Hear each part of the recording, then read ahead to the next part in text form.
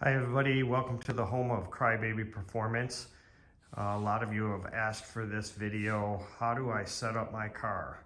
This is a Nervo G17, so the first step is basically take the hood off, which we have the hood off, we have the wheels off, and we have this set up on the alignment blocks.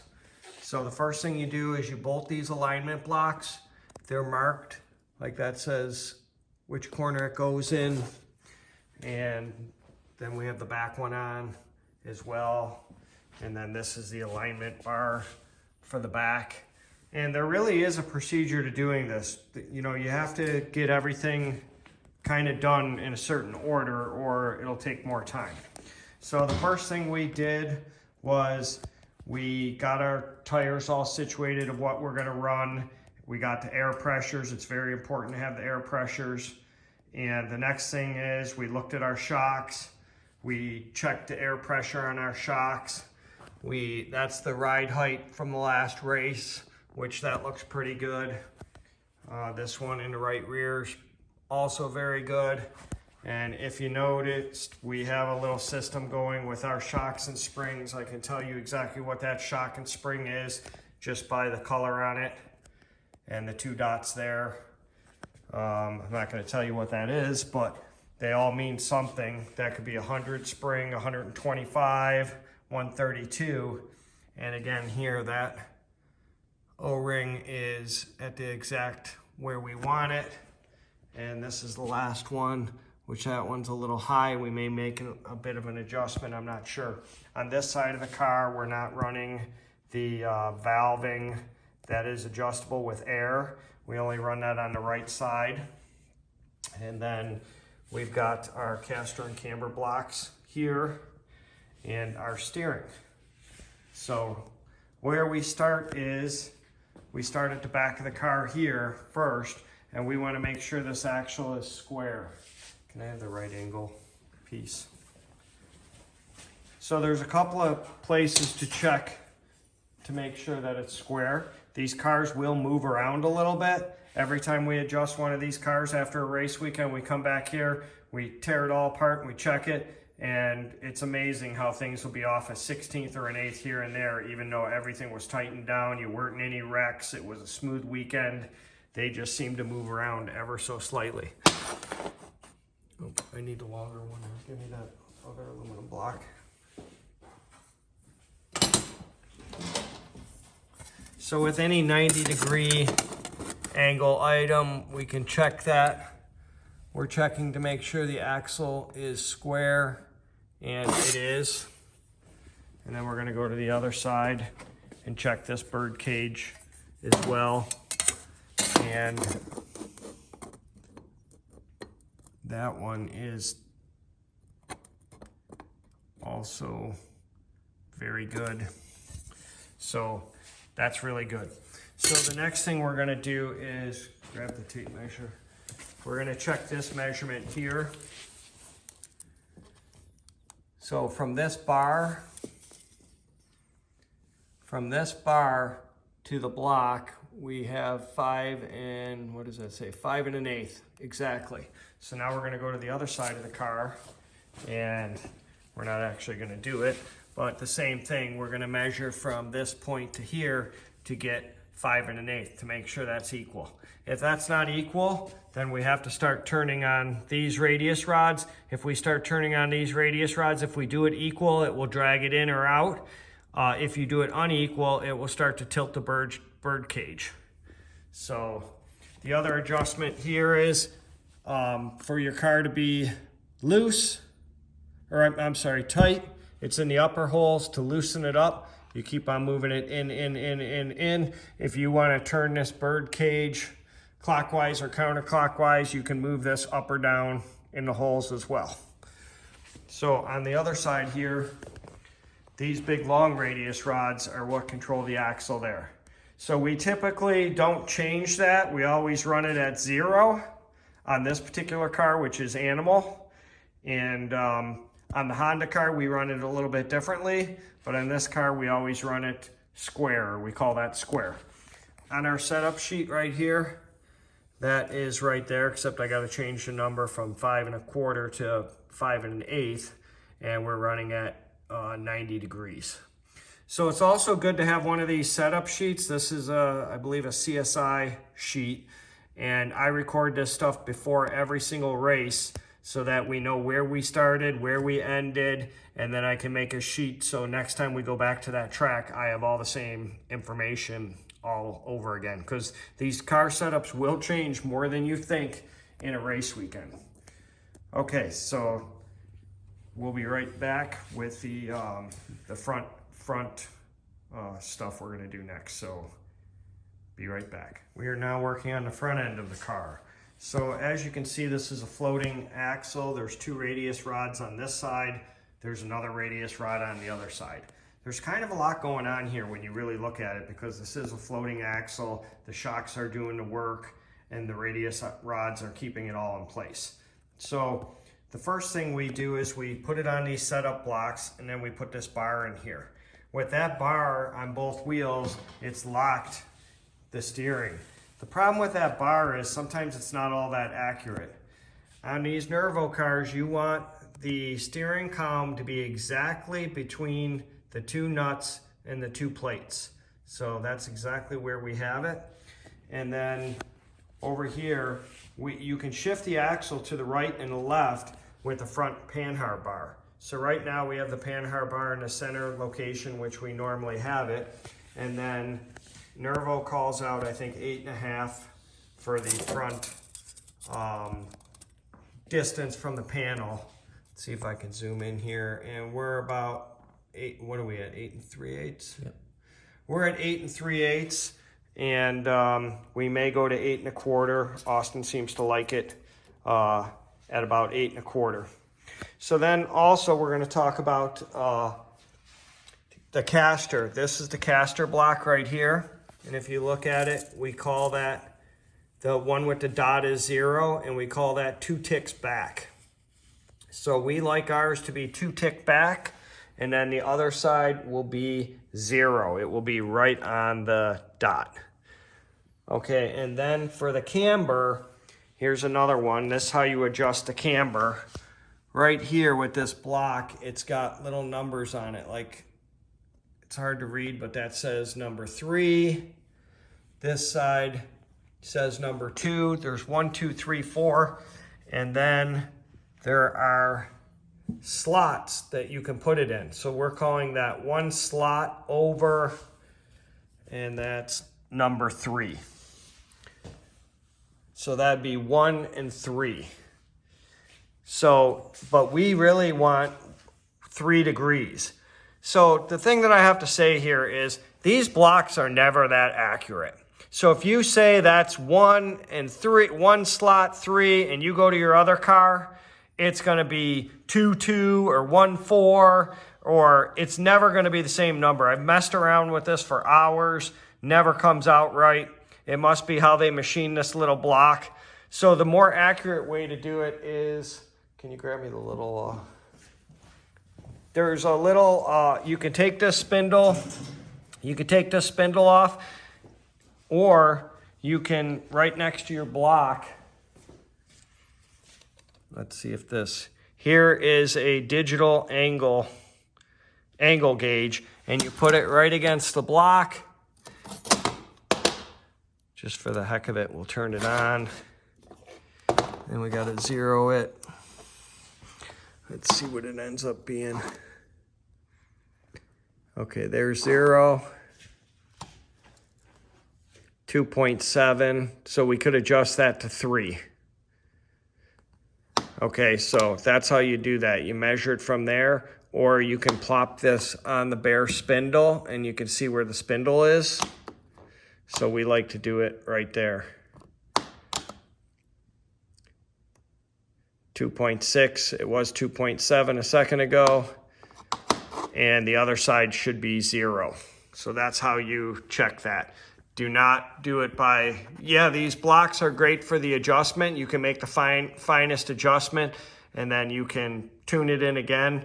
Generally, once we find that 3 degrees, We never change that. That dimension is solid for the life of the car unless the car gets hit and we have to readjust something. And the other side is 0. So that takes care of camber and caster. We measured the distance from there to this panel. Now all these dimensions are on Nervo's website. So you can go right there and print out the sheet for your car. So the other thing is, if we wanted to move this axle right or left, we would take this bar, we'd loosen the nuts, and we could move it in or out. The other thing with the steering, we like to, if the bar fits in here good, it's good. But we like to take these longer bars like this, and we like to measure from this side to this side to get it perfectly dialed in. And then we will loosen these steering rods, and we will make that adjustment on the front steering. So let's see, what did I forget? There's the other radius rod on this side. There's only one on this side. And each of these cars is different. So I would not watch this if I had a Stanley or a Bull Rider and say, oh, I got to set this up like this. Every manufacturer has a setup sheet for their car, and that's the setup sheet you should be following. And you should always start with a baseline setup and then start making adjustments from there. Okay, we're going to go on to the next step in a second. Okay, one thing I forgot on here is we want to check the placement of the axle. So if we take this tool and we put it in place right there, we can check, let's see, I got to get it on this side. We can check where the axle is. Okay, because we want the axle to be square. Now the other thing we can do is we can take this upper radius rod and we can tighten it or loosen it to tilt the axle forward or back. If we tilt the axle forward, it makes it easy to steer. It's like power steering. If we tilt the axle back, it's harder to steer. So if we're running on dirt and the track is real slippery, I will tilt that axle back because I want to make it harder to steer. But if we're racing on asphalt and it's super grippy, I may tilt that axle forward to make it easier to steer. And when I say tilt it forward, we may only put two turns in the upper rod or take 2 turns out. So that will make your steering much easier or harder. So a lot of young drivers, we like to make it a lot harder to steer. Because if you make it too easy, then they kind of move the wheel all over the place. If you make it harder to steer, it steadies their hands and it makes their line a lot better. Okay, we're going to go out to check the, what's the right word I'm looking for? The wheelbase next, the lead. Okay, we're on the wheelbase or lead. So we have a tape measure. I've got it taped in place over here. And on this side of the car, we're at 48 7/8, you can see. And then the other side of the car, we're at 47 7/8. So we're at 1 inch. So again, the NC chassis for the G17, I believe they call out a 1/2 inch of lead, but we've never liked a 1/2 inch of lead. We've always liked it to be more. So what that's doing is, that's pushing the car to go more in a circle. So how you adjust the lead for your driver is, when the driver's going around in the circle and he has to jerk the wheel right or jerk the wheel left, then your lead is off. If you watch some of the drivers, some of the better setups, the kids' hands don't look like they're moving at all. The car is just going in a perfect circle. Their hands aren't moving on the steering wheel, and that's lead. So you have to figure that out. So what you do is, like the steering wheels have these orange marks on them. So you either have to watch your driver, or you have to put a zip tie or an orange piece of tape on the steering wheel and watch him as he goes around to see how much his hands are moving or how smooth his line is.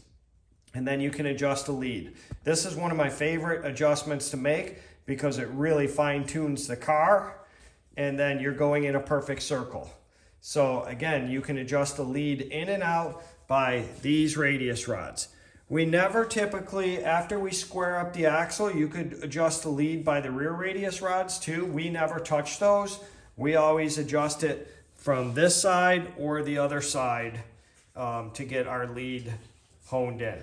And again, we like to run about 3/4 to 1 inch on these cars. So I'm not trying to think of what else I forgot to tell you. I think that's about it. We're going to get the wheels and tires put back on this thing and go on to the next step, which is going to be cross, but we need a driver to do our cross. Some people do cross without a driver. I always prefer to do it with a driver. The driver should have to help you guys work on the cars, get to know all the adjustments, because the driver's going to be the one driving it. If they understand the adjustments and what to make on the car, then they can help you so you can make those adjustments for your driver. We're at our final step here. We have the tires and wheels back on, and our last step is to scale the car and adjust the ride height. So we're gonna adjust the ride heights first, see where the scale is, and then we're going to adjust cross from there. So on the back here, Nervo gives us these ride heights right here, 5/8, 3/4, 1 1/4, 1 3/8. So that's what we're trying to achieve. In the back here,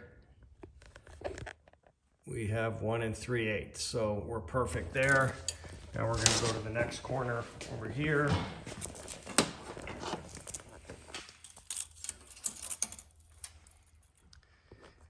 And optical illusion because I'm not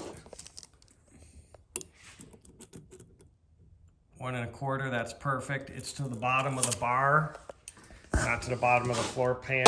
The bottom of the floor pan can get all bent up. So we always go to the bottom of the bar. Now at the next, we always measure from the bottom of the floor pan bar. That's the bar that's straight. And again, it's an optical illusion. So we want to be at 5/8. We're right about at 5/8, a stitch higher. And then the back one is going to be 3/4. And we're right there at 3/4. Okay, so then we go over here. We're going to check to see what our cross is. There's our cross, 54.2. And our total weight is 342. In this class, the minimum is 340. We don't have any fuel in the car. That'll be worth 2 pounds. And then you can see the difference between our right side, front, left, all that. But the most important number is the 54% cross. Nervo likes to start at 55. We like to start at 53.5 usually, but 54 is good enough. And if we had to adjust the cross, what we would do is we would turn this out, and then we would turn this one out, and then we'd come back and turn this one in and the other front one in. So that's how you adjust cross. It's actually cross sides of the car. If you adjust only the right side, both the right and left front equal amount, like one turn, it will not affect cross. And the same on the left side. If you do both left sides the equal amount, it will not affect cross. So if your ride heights are too low on one side, you can put a half turn in on just one side or a full turn in on one side, and it will not affect the cross of the vehicle. But again, you need the driver to be able to do the cross. And our driver is finally home from school, and you had to make sure that you are to weight.